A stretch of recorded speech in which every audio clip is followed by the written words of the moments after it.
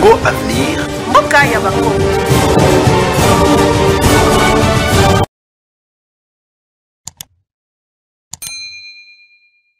Télévision nationale congolaise, il est l'heure du journal. Bienvenue aux 23h de ce jeudi. Dans l'actualité, des réformes à impact visible et qui redonnent l'administration publique son vrai visage, salué par la Belgique. L'ambassadeur belge à Kinshasa promet l'accompagnement de son pays pour remodeler l'administration à travers des modules de formation des fonctionnaires congolais. Une affirmation de Johan Indekeu après la séance de travail avec le vice-premier ministre, ministre de la fonction publique, Nadine Kilocho, Cédric Kenina, sur les images de Mouki Malouma dans ce reportage.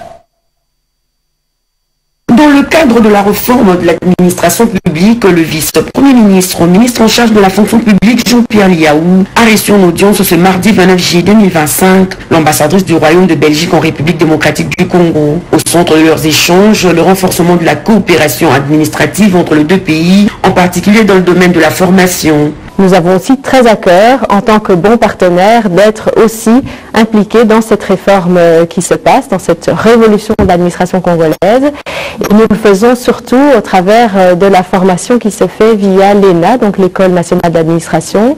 Nous avons, via notre institut Egmont en Belgique, aidé à réformer le curriculum, donc tout le programme de cours pour les énarques, et aussi nous fournissons la possibilité à des énarques de venir faire des stages au sein des administrations belges. Et donc pour l'instant, nous avons des énarques qui vont bientôt partir, travailler au sein de ministères belges pendant quelques mois. Et ils vont pouvoir vraiment avoir l'expérience de travailler au sein d'une administration belge, de voir comment on travaille, d'échanger des expériences. Et je sais que c'est un programme auquel le ministre tient très fortement, donc je voulais le voir aussi pour échanger là-dessus. Cette rencontre illustre la volonté commune de promouvoir une administration moderne, performante et orientée vers les résultats. Et d'abord, cette nouvelle avant de poursuivre avec les journaux. Le concours de recrutement pour la 10e promotion de l'ENA est désormais lancé. Une cérémonie solennelle a été présidée par le vice-premier ministre en charge de la fonction publique, Jean-Pierre Liaou, en présence du DG de l'ENA qui a donné le coup d'envoi. Les candidatures seront soumises en ligne à partir du site web de l'ENA, www.ena.cd,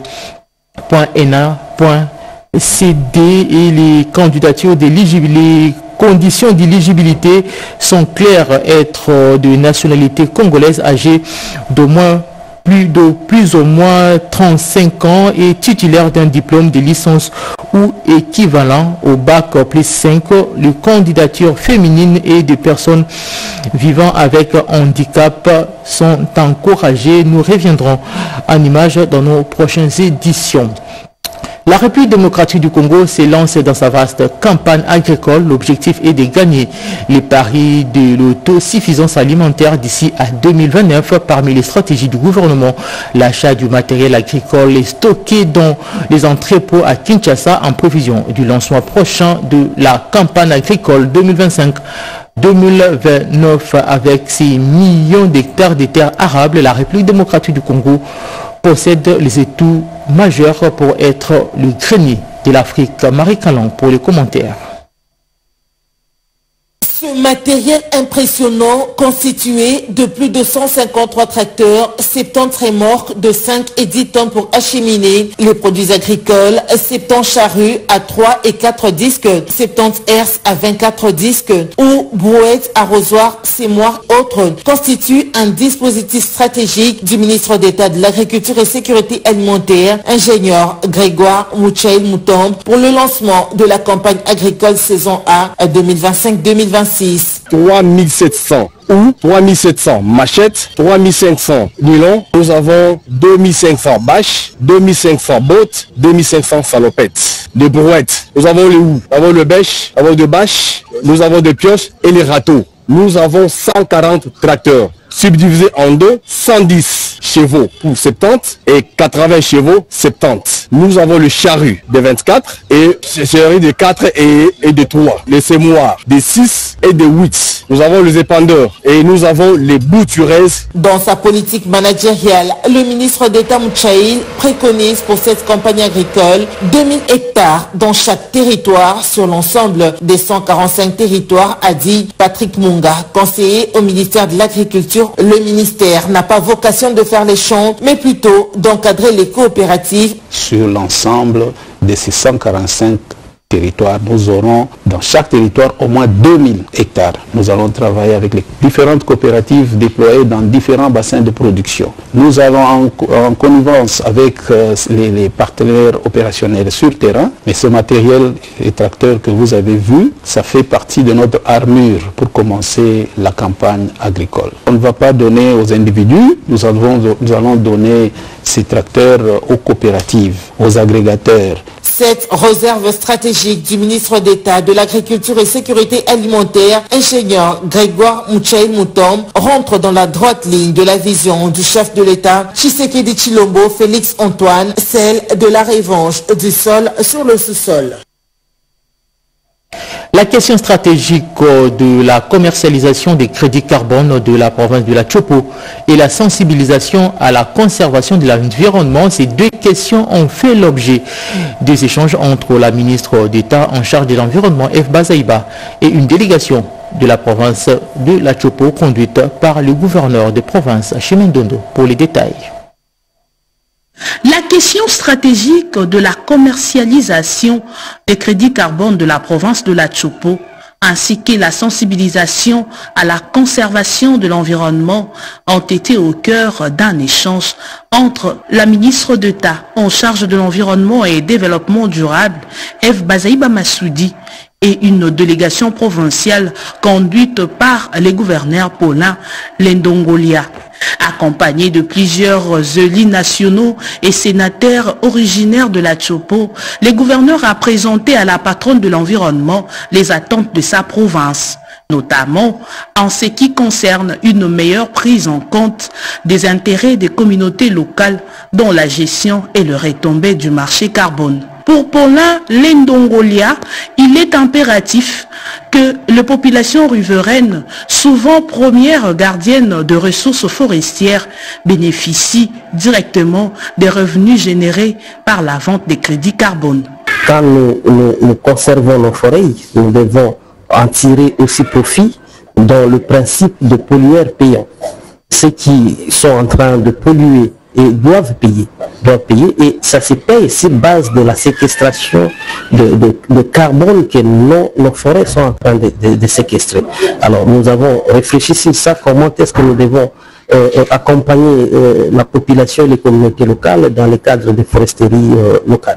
La délégation a également insisté sur la nécessité de multiplier les campagnes de sensibilisation dans les milieux ruraux de la Tchopo afin de favoriser l'adhésion des communautés aux efforts de conservation et à la lutte contre la déforestation. La conservation de l'environnement et aussi réfléchir sur la sensibilisation que nous devons déjà entreprendre pour faire comprendre à notre population c'est quoi la protection de l'environnement, la conservation de nos forêts et éviter la pollution de nos eaux.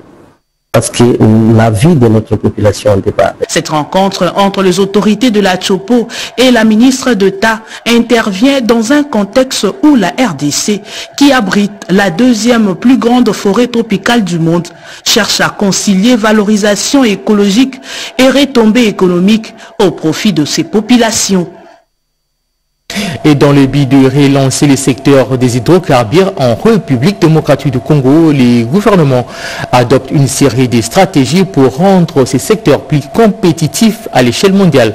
Mais une étude au préalable s'avère indispensable de cet atelier qui a réuni les experts de ces secteurs pour étudier des voies et moyens pour accoucher un cadre juridique adapté à l'environnement. Dans ce reportage, vous allez suivre le lancement des travaux par le ministre des Hydrocarbures, Aimé Molindo Sakombi. Reportage.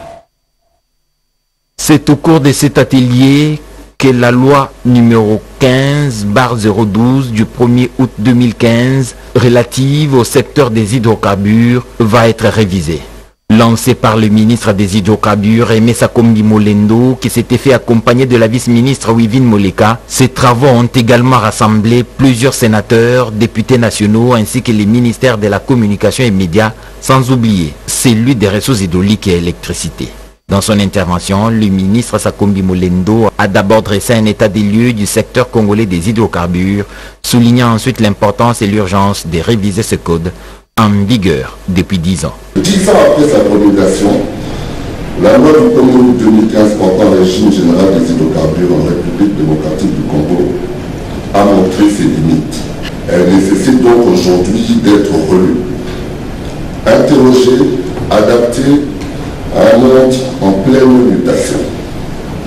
Les investissements internationaux deviennent plus exigeants, les citoyens plus attentifs, et l'environnement nous interpelle avec une urgence croissante.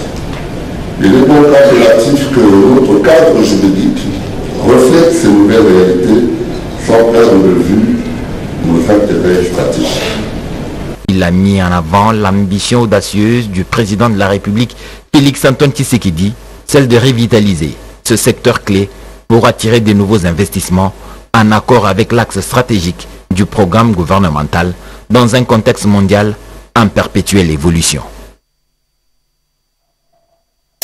Un reportage signé Edi Tchala, nouveau narratif du ministre Mouyaya en tournée de sensibilisation autour de l'accord de paix signé à Washington auprès des étudiants, question de leur permettre de s'approprier des vrais enjeux sécuritaires et diplomatiques de la République démocratique du Congo. Après l'université de Kinshasa, c'est à la grande communauté estudiantine de l'université des sciences de l'information et de la communication d'être séduit par la ferveur oratoire du porte-parole du gouvernement. À ses côtés, la ministre de la Jeunesse nous dit Gaëtan Magalano, Chikobi Pendo et Narcisse Makani. Le membre du bureau de l'association de techniciens professionnels de l'audiovisuel, reçu par le ministre de la Communication et Médias, l'obtention de documents officiels d'existence, c'est la demande formulée auprès du porte-parole du gouvernement. Nous avons été honorés aujourd'hui par l'audience que nous a accordé le ministre afin de pouvoir expliquer de notre existence et lui faire savoir officiellement qu'il y a une structure qui regroupe tous les techniciens de l'audiovisuel en République démocratique du Congo. On ne peut pas aussi commencer à fonctionner quand même que nous avons les documents, mais nous étions obligés de pouvoir essayer d'expliquer et de faire comprendre à son Excellence c'est quoi l'attaque, c'est quoi notre vision, qu'est-ce que nous envisageons dans les jours à venir et surtout pour la protection ou l'avenir de notre métier. Nous sommes très contents parce que nous avons été bien accueillis. Le ministre nous a vraiment bien reçus et nous a prodigué quelques conseils et orientations. Nous avions besoin de pouvoir recevoir des orientations venant de lui. Et c'est chose faite. Et nous sommes très contents, surtout par rapport à sa disponibilité, quand bien même qu'il était très occupé. Mais il a quand même tenu à nous recevoir afin de pouvoir échanger et discuter sur l'avenir de cette structure qui est une première, regroupant tous les techniciens de l'audiovisuel de la RDC. Hormis la présentation de la structure, ils ont également soumis à Patrick Mouyaya l'organisation dans le prochain jour d'une journée pédagogique d'échange sur le point de divergence et convergence entre le technicien et leur partenaire complice privilégié, le journaliste. C'était là quelques membres de l'association de l'audiovisuel de la République démocratique du Congo ont été reçus par le ministre de la Communication et des Médias. Poursuivant ces journaux, la grande communauté marocaine vivant à Kinshasa a commémoré le 26e anniversaire de la fête du trône, une célébration qui marque, selon la tradition marocaine, l'attachement de ces pays à la monarchie, gage de la stabilité et d'orientation stratégique du pays. C'est l'ambassadeur marocain accrédité à Kinshasa qui a présidé cette cérémonie. Images et commentaires. Autour du couple de l'ambassadeur Rachid Agassim du Royaume du Maroc, assisté de l'attaché militaire marocain en RDC, plusieurs convives, des marques des différentes délégations diplomatiques, des amis au royaume chérifien et la communauté marocaine résidant à Kinshasa, la capitale, venus honorer Sa Majesté le roi du Maroc à travers cette célébration de la fête du trône qui correspond au 26e anniversaire de l'accession au trône de Sa Majesté le roi Mohamed VI. Une minute de silence observée en mémoire des victimes congolaises à la suite des atrocités perpétrées à l'est de la RDC. L'occasion était bien indiquée pour le numéro 1 marocain en RDC de démontrer la grande réalisation de Sa Majesté le roi Mohamed VI, notamment plus de 1000 accords signés entre le Maroc et les pays africains dans différents domaines de coopération, des milliers de bourses d'études pour différents programmes de formation au Maroc. Et la RDC est bénéficiaire d'un quota de 160 bourses d'études chaque année pour la poursuite de la formation au royaume chérifien, premier investisseur en Afrique australe et deuxième investisseur sur un ensemble du continent. Le royaume du Maroc marque déjà un élan du leadership africain, sans oublier les relations de qualité entre les deux chefs de nos États, la RDC et le Maroc. Les diplomates chérifiens n'ont pas manqué de rappeler les exploits diplomatiques de la RDC au niveau international durant l'année en cours, à savoir son élection au Conseil des droits de l'homme aux Nations Unies, une autre élection en tant que membre non permanent au Conseil de sécurité des Nations Unies, la signature de l'accord à Washington et la déclaration pour la paix à Doha des mérites à l'actif du président Tshisekedi, a-t-il souligné. Faisons un petit déclic dans cette série de parades morales et l'intention des agents des transports et la police de circulation routière sur l'impact du civisme routier. Question de décongestionner les artères de la ville, réduire sensiblement les accidents et les embouteillages et rendre fluide les trafics. Dans la capitale congolaise, une parade mixte co-présidée par le ministre provincial des Transports et les commissaires de la police nationale congolaise au terrain Mamaïmo, ici à Kinshasa. Pierre Mbouy Saïdi. Le ministre provincial des Transports et Mobilité urbaine, Bob Amisolo Kalumbila, accompagné des responsables de la division urbaine des transports, ainsi que du commissaire provincial de la police, Israël Kantou, ont échangé à bâton rompu avec les agents et cadres des transports.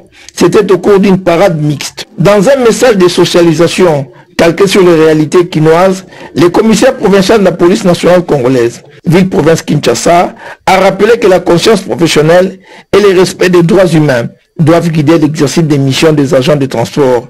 Belle opportunité pour ces derniers de marteler que l'interpellation des usagers routiers de la ville-province Kinshasa doit se faire dans le strict respect de la procédure légale, car toute dérive ou abus est formellement interdit.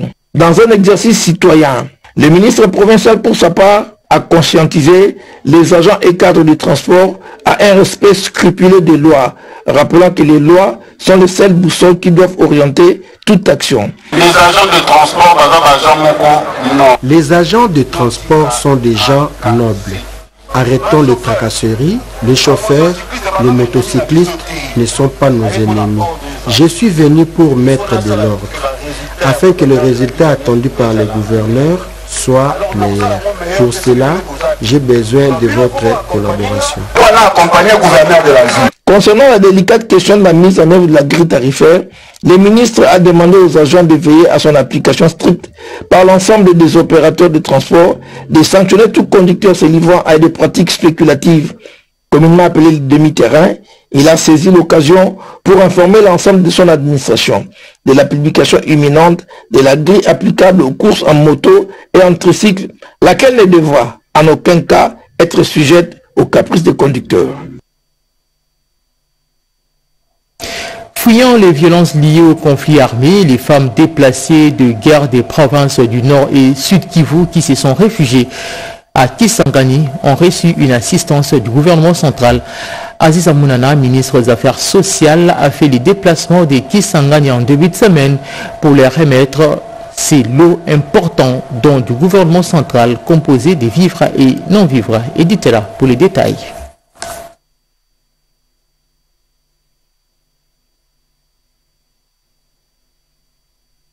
Dans le cadre de sa mission sociale et humanitaire à Kisangani, La ministre des Affaires sociales, Action humanitaire et solidarité nationale, Nathalie Aziza Mounana, a procédé à la remise officielle de l'assistance humanitaire aux déplacés internes, plus de 17 000 ménages venus du Nord Kivu, Sud Kivu et Ituri.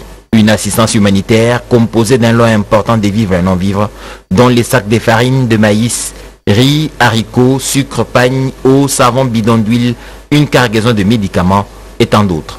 Cette cérémonie a eu lieu en présence des députés nationaux et provinciaux, élus de la province de la Chopo, du vice-gouverneur de la province de la Chopo, Didier Lomoyo, qui a vivement remercié le chef de l'État, Félix-Antoine Tshisekedi Tshilombo, le gouvernement de la République dirigé par la première ministre Judith Suminwa, à travers la ministre des Affaires sociales.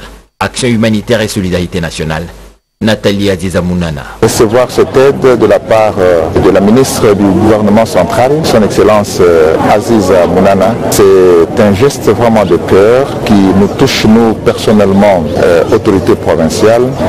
Merci à maman ministre, merci au chef de l'État, merci à la première ministre pour tout ce qu'on cesse de faire pour le bien de cette population qui a tant souffert.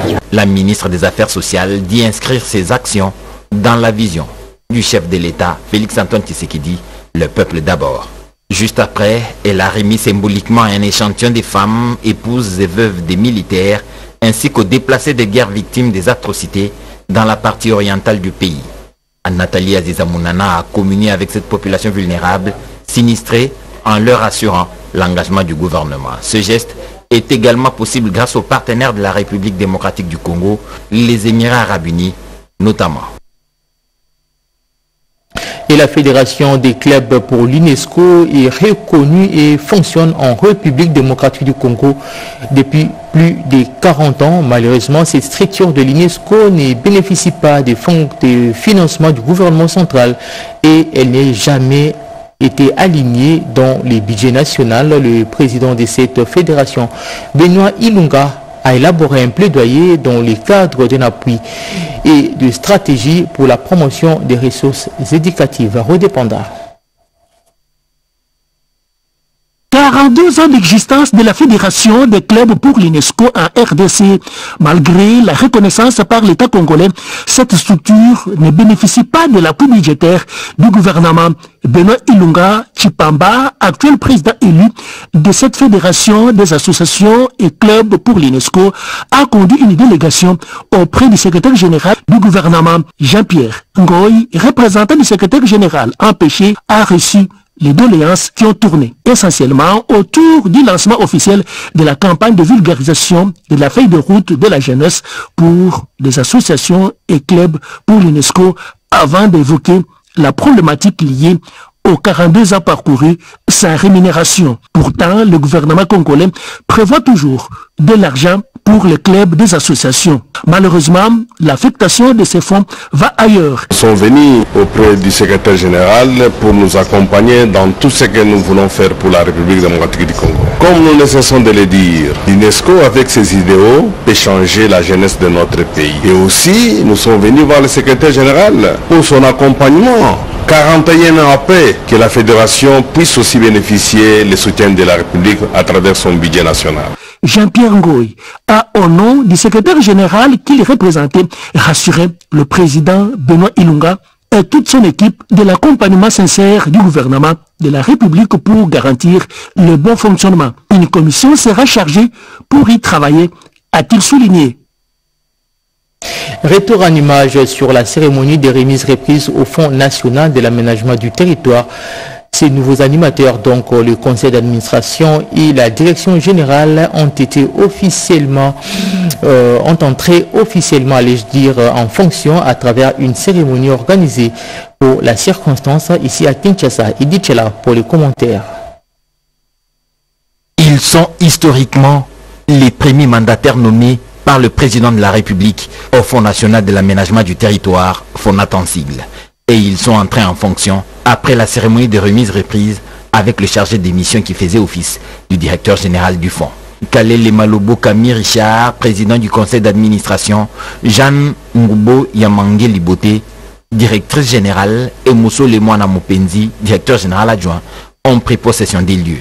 Pour un développement équilibré et un aménagement du territoire national maîtrisé, le Fonds national de l'aménagement du territoire se présente comme une banque de financement, une lourde mission qui ne sera possible qu'avec une mobilisation soutenue des ressources. La directrice générale du FONAT, Jeanne Ngubo Yamangue Liboté, consciente de la lourde charge, a la maîtrise des défis qui l'attendent.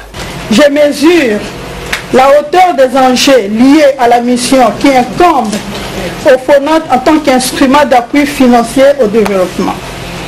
Et je m'engage par conséquent à mobiliser toutes les compétences et les énergies nécessaires pour faire du FONAT une structure performante, crédible au service du développement équilibré sur toute l'étendue du territoire national. Un travail de titan a été réalisé dans ce secteur de l'aménagement du territoire.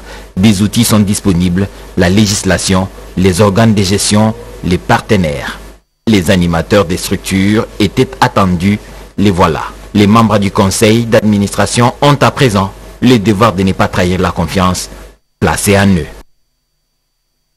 Et le 1er août, journée dédiée aux parents vivants et aux morts, un recueillement et entretien des tombes s'observe par des membres de famille sur toute l'étendue du territoire national. À cette occasion, l'ANAPECO loue l'Éternel pour avoir gardé certains parents vivants pour continuer à célébrer sa puissance, sa bonté et son amour. On écoute son représentant au micro de Yolande Voka. Très chers parents, au moment où un grand espoir réapparaît après les affres de la guerre, nous imposés par les grands de ce monde, nous bénissons l'Éternel une fois de plus et nous rendons en votre nom un vibrant hommage au président de la République, chef de l'État, commandant des forces de défense et de sécurité, qui, par son action, fait entrevoir la fin prochaine de la guerre dans notre pays. Et donc, nous sommes tous derrière lui pour le soutenir et soutenir nos forces armées. Très chers parents, après que les ennemis extérieurs aient été clairement identifiés, nous devons maintenant nous mobiliser contre les ennemis à l'interne, dont notamment les criminels pédagogiques qui se sont organisés pour détruire l'école, qui se sont organisés pour se faire de l'argent sur le dos des parents.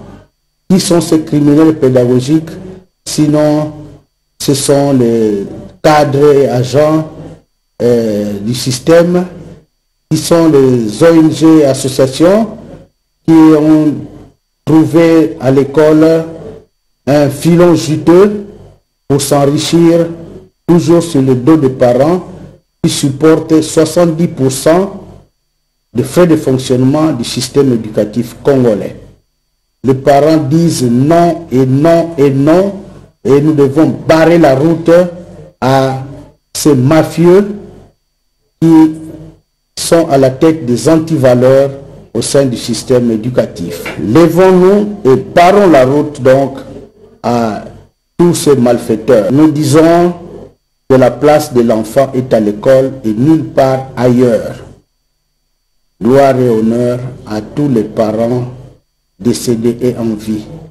Je vous remercie. Très bien.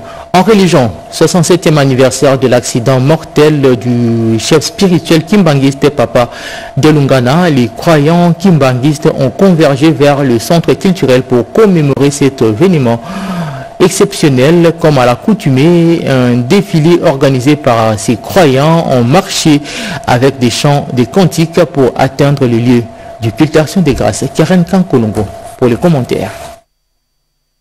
Les fidèles de l'église kimbanguiste ont organisé un culte d'action de grâce à l'occasion du sacrifice de Papa Dianguinda Kuntima Joseph, premier chef spirituel et bâtisseur de l'église kimbanguiste. C'est le premier jour qu'il a connu un accident mortel sur la route nationale 1 au village Kundamasango, près de Kwelungongo, le 29 juillet 1958. Prenant la parole, son fils Armand Dianguienda Wabasolele, chef spirituel adjoint, s'adresse aux fidèles en présence des frères et sœurs.